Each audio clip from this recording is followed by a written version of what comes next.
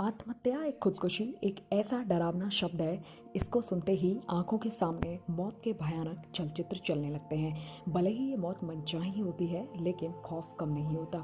हंसते खेलते जीवन को अपनी मर्जी से खत्म करने के लिए बहुत हिम्मत की ज़रूरत होती है। Hello everyone, welcome to my channel, जिसमें बात करने वाले हैं आखिर क्यों ख्याल आता है आत्महत्या के बारे में। क्या ये अच्छी बात है? क्या सोचते हैं लोग आत्महत्या करने के ठीक पहले, और क्या इसे योग की मदद से रोका जा सकता है? चलिए पहले तो आंकड़ों पर नज़र डालते हैं। WHO यानी कि वर्ल्ड हेल्थ ऑर्गेनाइजेशन के अनुसार दुनिया भर में हर साल 8 लाख लोग आत्महत्या कर रहे हैं। ये हत्याओं और युद्ध आदि के कारण मरने वाले लोगों की कुल संख्या से भी ज़्यादा है। इसका मतलब है कि हर 40 सेकंड में एक व्यक्ति अपनी जान ले रहा है। लेकिन जब ऐसा कोई व्यक्ति जिसे आप जानते हो या फिर जो समाज में लोकप्रिय या महत्वपूर्ण हो ऐसा करता है, तभी हम इस बात पर ध्यान देते हैं, है ना। राष्ट्रीय अपराध रिकॉर्ड ब्यूरो के अनुसार इस आंकड़े से ज़्यादा तो लोग जान लेने की कोशिश करते हैं। ऐसा करने वाले हर 3 लोगों में एक युवा होता है। अब बात करते हैं आत्महत्याओं के विचार आने के क्या कारण हैं। कोई पर्सन अपनी ही जिंदगी क्यों कर लेता है। कुछ लोग अपने जीवन की विभिन्न परिस्थितियों के कारण आत्महत्या कर लेते हैं, पर ज़्यादातर लोग अपनी मानसिक परिस्थितियों के कारण आत्महत्या करते हैं। गाइस, अगर कोई इंसान अपने स्वभाव से ही शांति और खुशी महसूस करेगा तो कोई अपनी ही जान क्यों लेना चाहेगा या डिप्रेस क्यों रहेगा। आप क्या सोचते हैं इस बारे में? प्लीज़ कमेंट बॉक्स में अपना सजेशन दीजिए।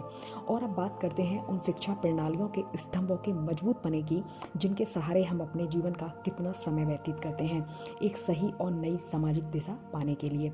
मुझे नहीं पता कि आप इस बारे में क्या सोचते हैं, लेकिन हमारी शिक्षा व्यवस्था ने ऐसा कुछ खास इस स्तर पर नहीं सिखाया है जिससे कि हम अपनी शारीरिक और मनोवैज्ञानिक ढांचे को आसानी से संभाल सकें। क्योंकि हमारे पास इतनी बड़े स्तर की बुद्धिमत्ता है, तो ना कि इसे संभालने की कोई खास प्रशिक्षण मौजूद है, और ना ही हम ऐसी सामाजिक परिस्थितियों में रहते हैं जहां हमें ये सिखाया जाए कि इतनी बड़ी बुद्धिमत्ता को खुशहाली के लिए कैसे इस्तेमाल करें। दूसरों की खुशहाली सोचने की तो बात ही छोड़िए, या हमें ये नहीं पता कि अपने लिए खुशी या आनंद कैसे पैदा करें। जब हमारी बुद्धि हमारे खिलाफ हो जाती है, जीवन की बुरी तरह हार के बाद लोगों को ऐसा लगता है कि वे लाइफ और हालातों से पैदा हुई चुनौतियों का सामना नहीं कर पाएंगे या उन प्रॉब्लम्स का सॉल्यूशन नहीं तलाश कर पाएंगे। इन सब बातों से घबराकर आत्महत्या को ही एक स्थायी समाधान समझ लेते हैं, जबकि हम सभी जानते हैं कि समस्या ज़्यादा देर तक नहीं टिकती।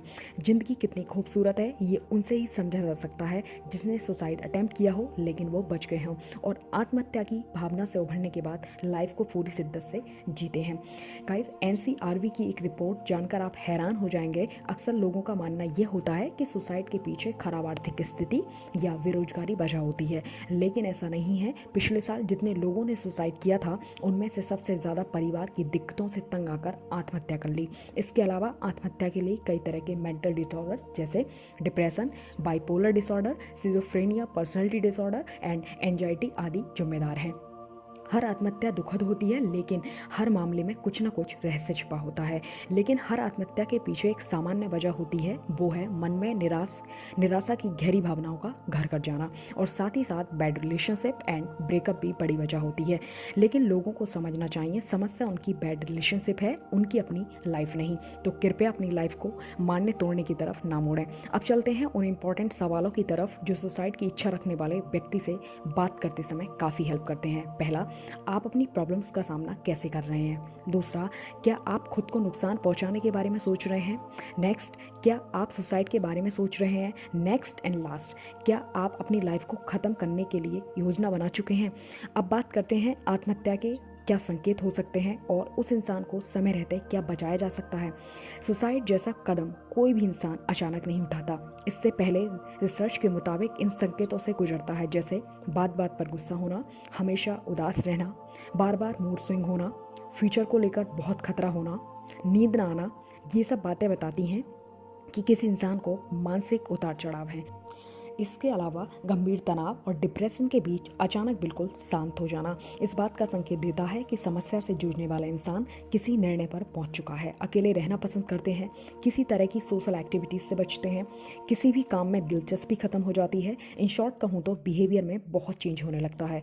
कुछ मामलों में आत्महत्या का जो विचार करते हैं जो व्यक्ति, वो पूरी तैयारी कर लेते हैं, जैसे परिवार और दोस्तों को बिजनेस में शामिल करना, वसीयत तैयार करना या सुसाइड नोट लिखना, या किसी बंदूक बंदूक और जहर जैसी चीज़ों को तलाशना। सबसे ध्यान देने वाली बात यह है कि 50 से 75% मामलों में ये लोग अपने दोस्तों और रिश्तेदारों से जिक्र करते हैं। अब महत्वपूर्ण प्रश्न पर चलते हैं कि क्या आत्महत्या को रोका जा सकता है? तो निश्चित तौर पर तो नहीं, लेकिन आत्महत्या से होने वाले पहले के विचारों और संकेतों को समझकर सही कदम उठाया जा सकता है। इसके लिए डिप्रेशन एंड मेंटल डिसऑर्डर के लक्षणों को पहचान कर समय रहते इलाज कराया जा सकता है। वैसे तो इससे एक मोटा सॉल्यूशन मिल गया, लेकिन बिगेस्ट क्वेश्चन मार्क ये है कि इसका कोई परमानेंट सॉल्यूशन है? तो चलिए उसी पर बात करते हैं। अगर कोई सही व्यवस्था हो जिसमें बचपन से ही सबको कुछ खास योगिक प्रणालियाँ सिखाई जाएँ, मेडिटेशन सिखाया जाए, साथ ही साथ अपने शारीरिक मनोवैज्ञानिक प्रणालियों को संभालना सिखाया जाए, जिससे हमारा स्वभाव शांतिपूर्ण और सुखद बने, तो कोई अपनी जान क्यों लेगा, डिप्रेशन में क्यों रहेगा। सो गाइज, आज हमने आत्महत्या से जुड़े प्रश्न को काफ़ी हद तक जानने की कोशिश करी। So thank you so much. मिलते हैं अगली वीडियो में।